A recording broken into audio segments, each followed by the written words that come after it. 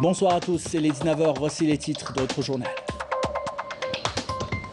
Le chef de l'État malien, Ban Dao, effectuera demain une visite de travail d'amitié en Algérie, une visite qui permettra de passer en revue les relations bilatérales entre Alger et Bamako.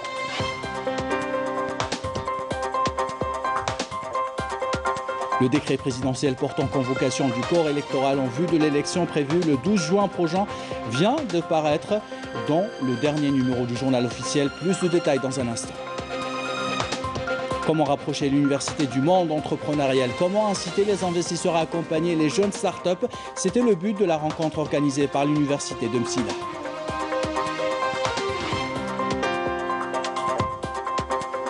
Enfin, on vous invite à faire une petite balade à 2 roues dans la forêt de Bouchaoui.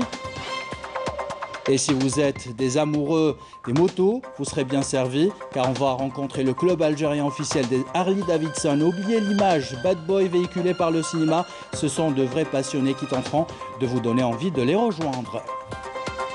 Voilà pour les titres, bienvenue à tous. Tout d'abord, le chef d'État malien Ban Dao effectuera demain une visite de travail d'amitié en Algérie. Cette visite permettra de passer en revue les relations bilatérales, fraternelles unissant l'Algérie et le Mali, ainsi que les voies et moyens de les développer au mieux des intérêts communs des deux pays. Les deux présidents Abdelmajid Tebboune et Ban Dao auront également l'occasion de faire le point sur la mise en œuvre de l'accord de paix et de réconciliation nationale issu du processus d'Alger. Le décret présidentiel portant convocation du corps électoral en vue de l'élection des membres de l'Assemblée populaire nationale prévu le 12 juin prochain vient de paraître dans le dernier numéro du journal officiel. Le texte décrète qu'une révision ou qu'en prévision de ce scrutin, une révision exceptionnelle des listes électorales est ouverte à compter du mardi 16 mars 2021. Elle sera clôturée le mardi 23 mars de la même année. Dans l'actualité de ce vendredi, le Premier ministre Abdelaziz Jarrad procédera demain au Centre international des conférences Abdelatif Rahal au lancement officiel des services de certification et de signature électronique, un événement qui s'inscrit dans le cadre de la stratégie intégrée que le gouvernement a adoptée et a accélérée pour la modernisation de l'activité administrative et l'amélioration des performances des services publics. Et on aura l'occasion de suivre cette information avec plus de détails lors de nos prochaines éditions. On revient dans ce journal sur l'élan de solidarité qui se manifeste avec les familles des victimes des inondations qui ont frappé la wilaya de Chlef. L'aide matérielle et psychologique est très appréciée par ses habitants sur place. Les recherches se poursuivent pour tenter de trouver des disparus. Le travail de nettoyage a déjà commencé. Les détails avec Adel Bouhames. Toujours sous le choc suite à la disparition de leurs parents, les familles des victimes de la crue de Oued Meknessa ont trouvé toute la compassion et le réconfort auprès de leurs concitoyens. Fidèles à leur réputation, ils leur ont manifesté toute leur solidarité des 4 coins du pays, comme cela a été toujours le cas en pareille situation. Dieu merci, les autorités et le peuple nous ont soutenus. Ce n'est que la volonté de Dieu. Nos frères ont tous été solidaires avec nous. Gendarmerie, protection civile et population. Nous les remercions tous. Les gens ont afflué de partout. Ils sont venus de toutes les wilayas limitrophes. Après avoir réussi à repêcher les victimes emportées par la crue de Oued Meknessa, suite aux pluies diluviennes, les éléments de la protection civile se sont attelés à réhabiliter les lieux. À l'heure actuelle, nous procédons au nettoyage de Oued Sidi Slimane au lieu dit Meknessa dans sa partie allant du pont jusqu'à l'autoroute Est-Ouest. Lors de notre première intervention, nous avons mobilisé 6 plongeurs qui ont été renforcés ensuite par des plongeurs de nos unités de Rodizane et de Ain Defla. Un renforcement qui nous a permis de faire des recherches approfondies au niveau de toutes les étendues d'eau. Une mobilisation sans limite et sans faille de la part de ces éléments qui gardent un œil vigilant sur la population locale. Et on s'intéresse dans ce journal à l'eau, une source de vie essentielle dans notre écosystème, d'où l'importance de l'utiliser avec modération dans le système d'irrigation. Le waterbox est justement une technique innovante qui permet d'économiser, écoutez bien, jusqu'à 90% des ressources hydriques. En quoi consiste cette technique et comment peut-on l'utiliser? Réponse dans cette expérience pilote menée dans la wilaya de Skikda, Amel Barba. Comme vous voyez, la plantation se fait de façon traditionnelle. Après avoir planté l'arbre, on place cette feuille ici pour empêcher l'évaporation de l'eau. On dispose l'arbre de cette façon et ensuite on ferme la boîte. On peut même placer d'autres arbres dans cette boîte. C'est ce qu'on appelle la technique du waterbox, des boîtes en carton biodégradables qui peuvent stocker 15 litres d'eau. Il s'agit d'un nouveau système d'irrigation des plantations plus économe que le système classique, notamment celui du goutte à goutte, une technique qui consiste à accompagner la plante au cours de sa première année afin de lui permettre de se développer en lui apportant une réserve d'eau pour plusieurs mois. Nous sommes ici en train de planter des arbres dans une parcelle témoin et test pour pouvoir comparer ensuite les résultats en termes de taux de survie de plantes. Notre wilaya figure parmi les 3 wilayas choisis par la Direction générale des forêts pour abriter ce projet pilote. Et j'espère que l'expérience sera rentable et que nous pourrons faire profiter d'autres régions de cette technique. Pour rationaliser l'eau. Les agriculteurs ont suivi une formation pour maîtriser cette technique d'irrigation. Nous avons bénéficié d'une formation dispensée par des experts pour maîtriser cette technique innovante. Nous espérons que cette expérience sera couronnée de succès. C'est une nouvelle technique qui est introduite à Skikda. Nous sommes heureux de pouvoir expérimenter ce nouveau procédé. Grâce à cette nouvelle technique, il est donc possible de préserver considérablement les ressources hydriques, de quoi économiser jusqu'à 90% de cette denrée précieuse. Et en parlant de ressources naturelles, une question ce soir, comment maintenir la production de gaz au niveau du gisement ou des gisements de Ras El-Mel à 180 millions de mètres cubes jour. Les ingénieurs algériens relèvent le défi après le départ des ingénieurs étrangers. C'est un nouveau projet des unités de compression qui a vu le jour. Commentaire signé Sami Benchir. Le gisement de gaz de Ras El-Mel bientôt renforcé par 3 nouvelles stations de compression dans le cadre du projet Boosting 3. S'étendant sur 75 km², il vise à pallier la baisse naturelle de la pression du gisement et maintenir une production journalière de 180 millions de standards mètres cubes. Au départ confié au japonais JGC, la réalisation a été interrompue à cause de la crise sanitaire. C'était sans compter sur les compétences algériennes qui ont brillamment repris le flambeau. Nous avons fait appel à l'expérience algérienne, surtout celle de nos aînés, les retraités, qui ont répondu présent. Ils ont répondu au message, c'est une mission nationale. L'Algérie a besoin de cette énergie. Forte de cette expertise éprouvée et d'une main-d'œuvre comptant 5000 travailleurs hautement qualifiés, Sonatrach mène ce nouveau chantier dans un esprit de solidarité. Durant la pandémie, la situation a été quelque peu difficile. Beaucoup de changements sont survenus pour nous. Mais on a surpassé le problème. On a travaillé tous ensemble pour la réussite de ce projet. L'industrie gazière peut compter sur ses hommes et ses femmes pour exploiter au mieux ce gisement de Ras El-Mel, plus grand d'Afrique et 4e au monde. L'objectif n'a jamais changé depuis 50 ans. Assurer la sécurité et la souveraineté énergétique du pays. Et nous vous emmenons dans ce journal. Amsil a assisté à une rencontre qui a réuni les porteurs de projets, les start-upers, les investisseurs potentiels et les représentants des banques. Objectif de la wilaya, créer une dynamique entrepreneuriale, faire connaître les projets innovants et surtout rapprocher l'université du monde de l'entreprise. Envoyé spécial sur place à Abdelmajid Benbassi. Tous les acteurs socio et économiques doivent coordonner entre eux. Nous devons éloigner les jeunes des enjeux politiques et les mettre sur les vrais enjeux économiques. Nous refusons le slogan qui dit que la jeunesse est l'avenir de l'Algérie. Moi je dis que la jeunesse c'est d'abord le présent. Un message très fort en direction des décideurs. Il émane d'un jeune qui veut sortir des sentiers battus et proposer une nouvelle approche. Bien des jeunes ont compris, parmi eux Rachid et Mohamed, qui ont arraché le label de start-upper. المؤسسة نتاعنا اسمها صار الفيزيو انتك انشئت حديثا في 2018 وكانت من اوائل المؤسسات. Notre start-up a été créée en 2018 et a obtenu le label d'entreprise innovante tout récemment. Nous avons mis au point et monté un échantillonneur automatique pour l'industrie du ciment. Aujourd'hui, nous disons aux autorités que nous avons relevé des défis et nous avons contribué à réduire l'importation. Nous demandons aux décideurs de tenir leurs promesses et de soutenir notre projet.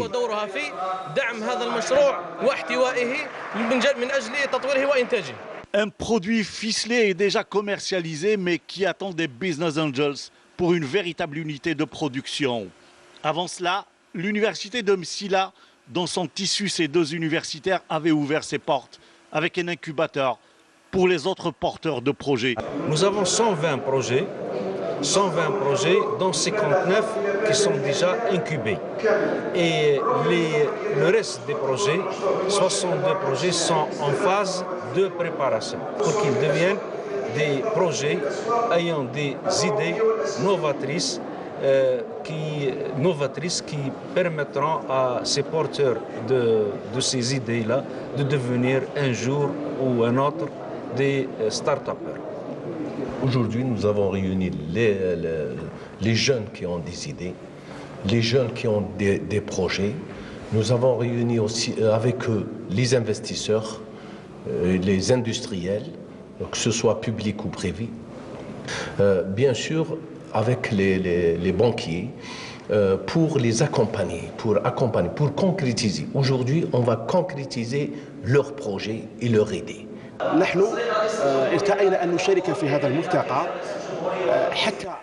Nous sommes ici pour apporter tout notre soutien aux porteurs d'idées novatrices et pourquoi pas accompagner des projets qui répondent à nos besoins.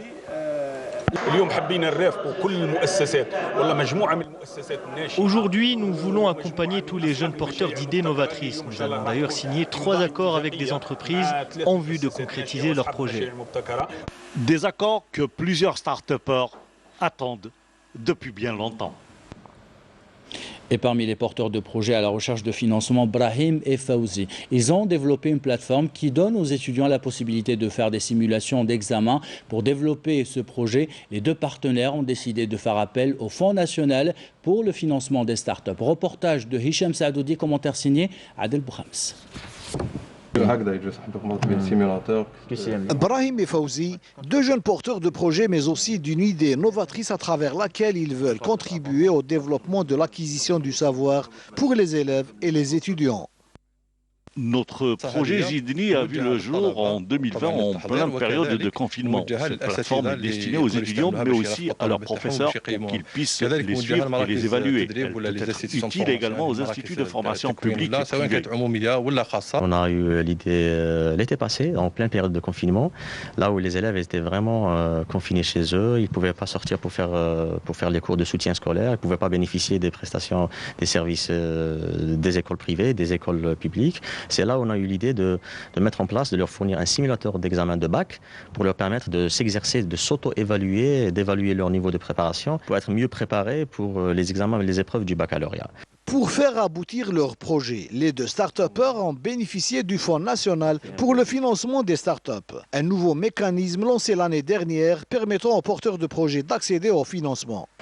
J'espère que l'étude de votre dossier et l'octroi de la décision de financement ont été effectués dans les meilleurs délais. Vous savez que notre institution est entrée en activité au début du mois d'octobre dernier suite à la décision du président de la République. On a entamé la procédure du montage de la société. Zidni fait partie aujourd'hui des 11 premières entreprises que nous avons financées. Ajoutez à cela 50 autres dossiers qui sont en cours d'étude. L'activité de notre institution est quelque chose de nouveau pour l'économie nationale. Il s'agit d'une vraie valeur ajoutée pour l'écosystème des startups. Pour nous, c'est une véritable concrétisation de la nouvelle vision économique de notre pays basée sur le savoir. Le Fonds national de financement des startups, qui se distingue par une flexibilité et une tolérance au risque, est une bouffée d'oxygène pour des milliers de porteurs de projets qui pourront ainsi se tourner exclusivement vers l'innovation. Et comme chaque samedi, on vous propose de découvrir la start-up de la semaine. Direction Tlemcen pour faire connaissance avec les membres de la start-up Bip Delivery. Une équipe jeune, un chiffre d'affaires en hausse et plusieurs wilayas dans le viseur de leur stratégie marketing. Ils proposent la livraison, mais pas que. Regardez.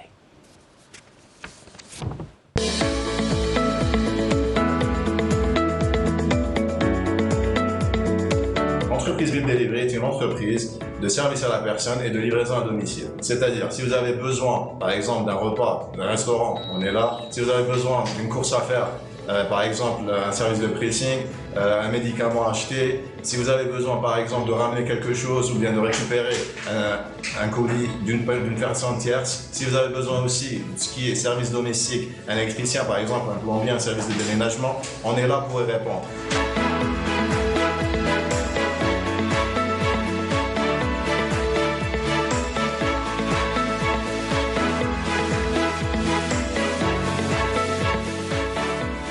Bip Delivery essaye de viser aussi les deux volets B2B et B2C. Elle essaye bien sûr d'être en relation avec tout type de commerce afin d'assurer leur livraison, que ce soit au niveau local mais aussi national. Des villes comme Alger, Constantine ou Adra.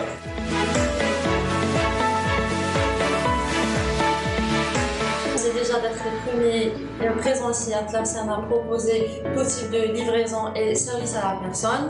Et déjà à peine commencé, on peut assurer la livraison des 48 wilayas, c'est déjà énorme. Parlons d'inconvénients, déjà à l'ère du digital, il y a toujours des clients qui ne sont pas assez présents sur les réseaux sociaux, ce qui freine un petit peu notre développement. Deuxième inconvénient, c'est les bugs téléphoniques et les coupures d'internet qui sont assez fréquents et qui nous font vraiment perdre des clients.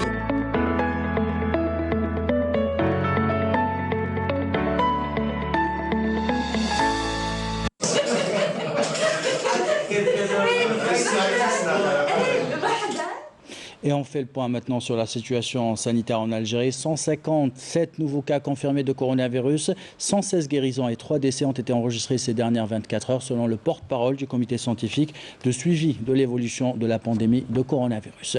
Dans l'actualité internationale, le Sénat espagnol a adopté une motion dans laquelle il demande au gouvernement espagnol de faciliter activement la réalisation d'une solution politique à la question du Sahara occidental occupé par le Maroc depuis 1975.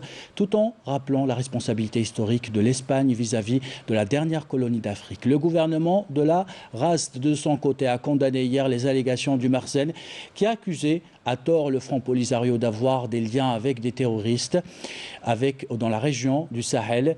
Il s'agit d'une énième tentative désespérée du régime marocain de parasiter la lutte de libération légitime menée par le peuple sahraoui. Dans le dossier libyen, on s'intéresse ce soir aux défis qu'attendent le gouvernement de Beïba, les défis titanesques et une demande pressante de la communauté internationale et des Libyens pour désarmer les milices et relancer l'économie nationale. Le point avec Abdelmajid Benkassi. Selon la feuille de route onusienne, le gouvernement de Beïba doit, dès son installation ce lundi, procéder aux préparatifs nécessaires pour les élections présidentielles et parlementaires prévues le 24 décembre prochain, date à laquelle sa mission prendra fin. Et bien sûr, des défis à relever en attendant. Le gouvernement unifié devra répondre aux attentes pressantes d'une population dont le quotidien est rythmé par les coupures de courant, les pénuries de liquidités et l'inflation, après plus de 10 ans de chaos. Beïba s'est engagé à régler la crise des coupures de courant dans les 6 mois, tout en promettant de lutter efficacement contre la corruption et la pandémie de coronavirus, dont la gestion cristallise les critiques en interne. L'arrivée d'un gouvernement unifié est une bonne nouvelle pour le secteur pétrolier libyen qui peut bénéficier d'une stabilité politique accrue, souligne un analyste. Par ailleurs, le démantèlement des milices apparaît comme une étape clé à la pacification, mais certaines seront réticentes à renoncer à leurs armes ou à leur indépendance. Aujourd'hui, ce qui différencie le gouvernement de Beïba des précédents qui ont échoué, c'est qu'il est le premier gouvernement unifié de la Libye depuis 2014. Sa confirmation comme gouvernement légitime de la Libye est un pas en avant majeur dans les efforts visant à réunifier le pays, souligne un expert. Mais ce gouvernement devra tenir compte des ingérences étrangères. Beïba devra aussi s'assurer du départ des 20 000 mercenaires et combattants étrangers stationnés en Libye. Le timing joue en faveur du nouveau gouvernement. Les Libyens sont épuisés par les divisions et les appels à en finir avec cette situation se sont multipliés, y compris parmi la classe politique. Retour en Algérie avant d'aller voir le club masculin des bikers algériens sur leur Harley Davidson. On vous invite à prendre les 2 roues dans la forêt de Bouchaoui avec ces femmes qui ont choisi de pédaler pour décompresser, rester en forme. Leur souhait, avoir des pistes cyclables en ville pour pouvoir pratiquer ce sport plus fréquemment. Badia Amarni les a rencontrés. Reportage. Jogging, marche, cheval à la forêt de Bouchaoui. À chacun sa passion. Mais nous avons remarqué que la pratique du vélo s'impose ici et les femmes sont de plus en plus nombreuses à préférer les 2 roues. On vient chaque vendredi depuis qu'on était petite et c'est une passion, voilà. Je viens avec ma soeur chaque vendredi et je trouve que c'est sympa. C'est une sensation unique. Et le vélo, il faut tout faire, il faut pratiquer. Sport, passion, passer le temps, oublier le stress, oublier le Covid-19. On a pris l'habitude de profiter du week-end avec les enfants pour faire du vélo ensemble, en famille. On a redécouvert le vélo avec les enfants parce que pour eux c'est important, c'est une partie de plaisir. Qu'elles pratiquent le vélo comme loisir ou comme discipline sportive, les femmes rencontrées à la forêt de Bouchaoui ont émis le souhait de pouvoir circuler, même en ville.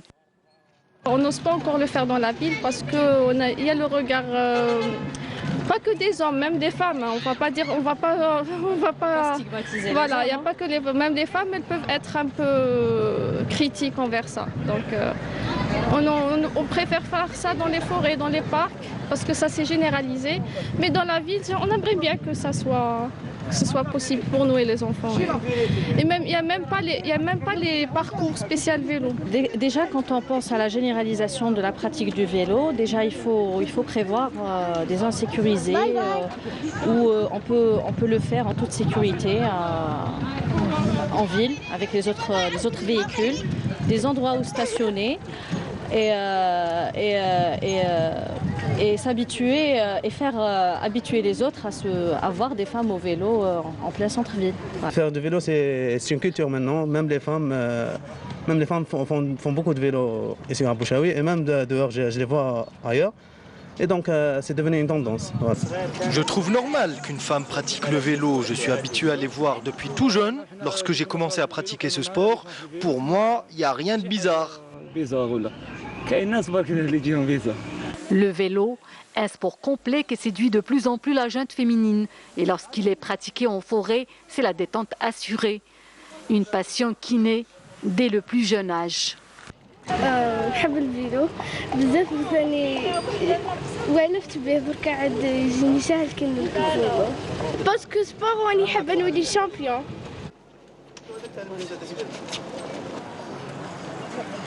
Et heureusement que les mentalités sont en train d'évoluer. On termine ce journal avec ces images qui semblent ne parvenir tout droit du pays de l'oncle Sam. Nous irons à la rencontre du club officiel des motards algériens d'Harley Davidson. Les bikers algériens n'ont rien à envier aux bikers des States, vous allez le voir. Mieux encore, ils tentent de dépoussiérer l'image négative du biker bad boy avec, entre autres, vous allez le voir, le respect strict du code de la route. Reportage signé Chawqi Allaq. Quand un motard achète une moto, c'est pour vivre les sensations de liberté. C'est important. Depuis pratiquement 20 ans, pour ne pas dire que c'est nouveau, il y a des groupes qui se forment en Algérie. Ils se forment à travers des affinités, donc Sahab Hagdaya, des groupes de motards et tout ça, ou ils et tout ça. Des clubs se forment à travers le monde entier et l'Algérie n'échappe pas au phénomène. Ici comme ailleurs, les clubs de motards sont très vivaces. À Oran, Sétif ou Blida, ils totalisent des centaines de membres, tous clubs confondus. Cette année, on va faire 8 ans. Donc le club a été créé le 15 mai 2013 et depuis, la famille s'agrandit. On est aujourd'hui à 45 membres. Les Hawk Harleys Honor Group, Algiers Chapter Algeria, forment le seul club officiel. Nous sommes partis à leur rencontre sur les rives de la Sablette d'Alger.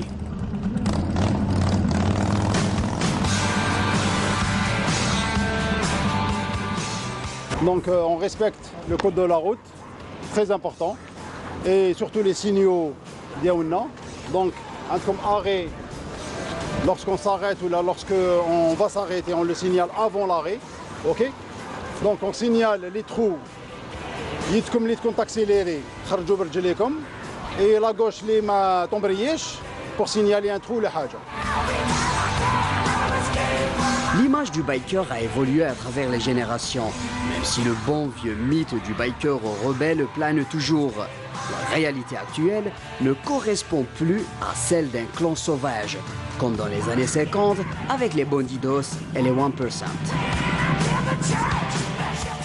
Un motard, c'est un fils de famille, c'est un père de famille, c'est un responsable, c'est quelqu'un qui a une entreprise, c'est quelqu'un qui a des responsabilités, mais qui a choisi ce mode de vie-là pour déstresser, pour décompresser, pour vivre sa passion, sa liberté. C'est une façon de décompresser, c'est une façon aussi de quitter un petit peu le quotidien stressant. Il y a un lien de famille. واحد يمرض رانا معاه، واحد يطيح رانا معاه، واحد لومبان رانا معاه، نخرجوا كيف كيف، نفطروا كيف كيف. les sorties كبار للصحراء. On est toujours ensemble. Les Hog Members sont chargés de présenter à la population non motard une image soft et classique. Ils ont une règle de conduite qui leur est imposée avec le respect strict du code de la route, une tenue et une conduite irréprochable exigée. Enfin, le respect des règles lors des déplacements avec leur road captain qui est Abdelghani. On a un programme de sortie donc, qui est fréquent, où on visite l'Algérie, que ce soit le nord, l'est, l'ouest ou même le sud. Et puis on a aussi un programme d'appui donc, à l'aide à la conduite. Donc que ce soit la conduite dynamique, ce qu'on appelle les exercices de conduite, ou sinon des séances d'exercices théoriques. Cette association Hog Algiers Chapter Algeria accepte tout le monde et il suffit d'être possesseur d'une Harley puis être parrainé par un motard pour en faire partie. Voilà pour cette belle découverte. Ainsi va l'actualité, c'est la fin de ce journal. L'équipe de la rédaction qui l'a préparé, l'équipe technique qui l'a réalisé, vous remercie de l'avoir suivi. Merci pour votre fidélité. Belle soirée.